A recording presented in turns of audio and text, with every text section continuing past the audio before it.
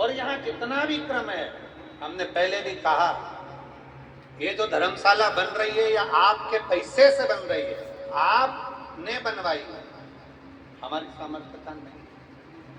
इस धर्मशाला के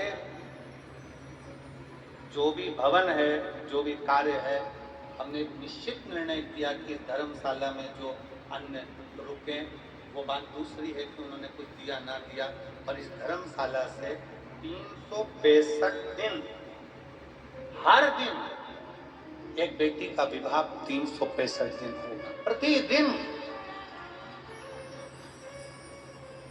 बस बेटी के घर वाले यहाँ पर आकर लिखा दें कि हमारी बेटी की शादी इतनी तारीख की है, 25 लड़के वाले आए, 25 लड़की वाले आए, आराम से उनके यहाँ पर भोजन की व्यवस्था निःशुल्क, रहने की व्यवस्था निःशुल्क, उनके यहाँ ब्याह कराने के लिए पंडित की व्यवस्था निःशुल्क। बस उनको तो आना है, इस ग्राउंड में पहुंचना है, बाकी की व्यवस्था सब समिति करेगी। और जब वो जाएंगे तो उनको कन्यादान भेज देने की व्यवस्था भी समिति।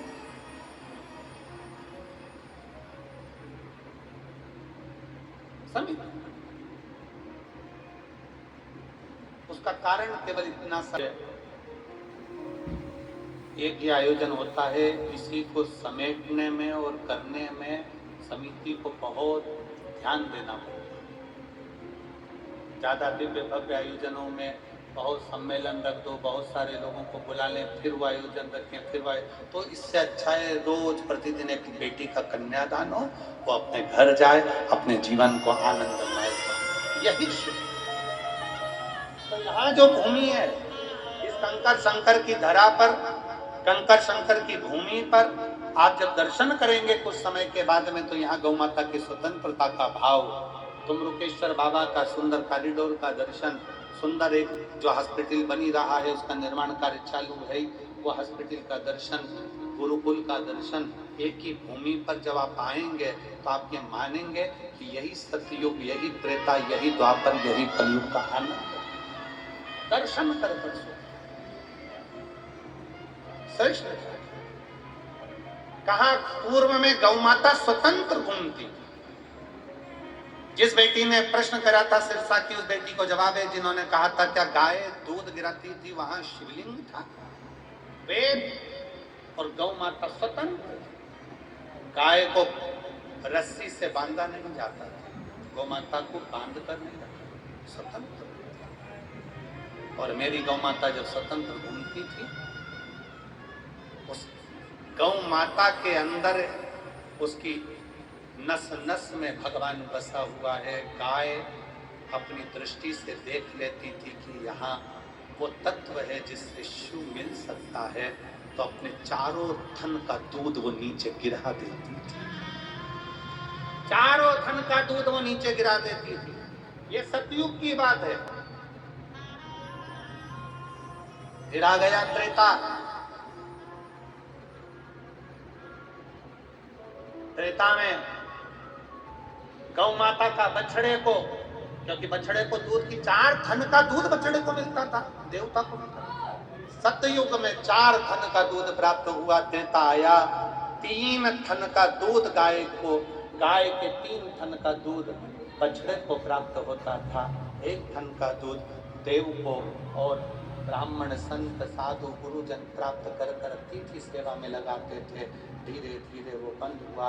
फिर आ गया द्वापर।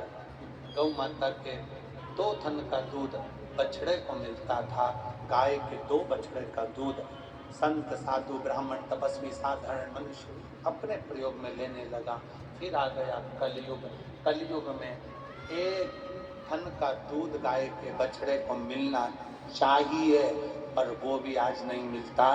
गाय का बछड़ा केवल मुंह लगाता है, उसको खींच लिया जाता है और उसके चारों थन का दूध निचोड़कर मनुष्य पी जाता है। 4 थन का दूध गाय के बछड़े के लिए है, पर कलयुग में 1 थन का दूध बछड़े को मिलता है, वो भी केवल मुंह लगाता है। जितने किसान बैठे होंगे उनको मालूम होगा, बछड़ा केवल मुंह लगाता है। गाय अपने बछड़े के लिए दूध देती है, बछड़े को खींच लिया जाता है, उसका दूध निचोड़ लिया जाता है, उसको वो दूध भी नहीं मिलता।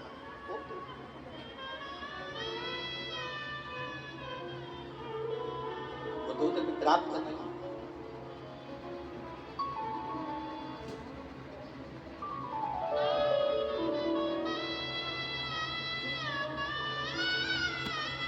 महाराज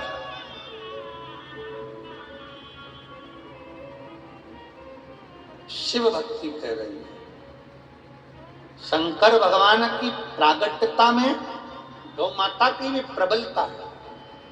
गौ माता इसलिए जिस समय पर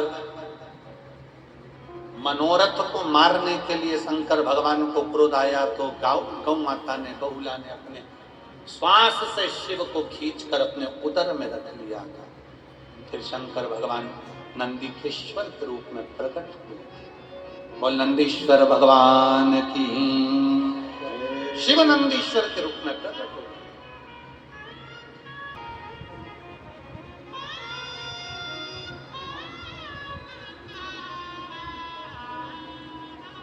शिव कथा कर रही है, भगवान शंकर का चरित्र कर रहा है। गणेश जी महाराज के मन के थोड़े से संशय, गणेश जी के हृदय के संशय। बच्चे जब आए, छोटे बच्चे जब पहुंचे, बड़ों के पास कोई बच्चा आए, कोई बच्चे पहुंचे, बड़ों का काम है उसको धैर्यता दो, टेंशन मत लो, चिंता मत लो। कुबेर भंडारी करते क्या, यही काम करते हैं, एक ही चीज करते हैं कि चिंता मत करो, टेंशन मत करो, क्या किसको रोइए, चादर ताने के, चिंता क्या करना।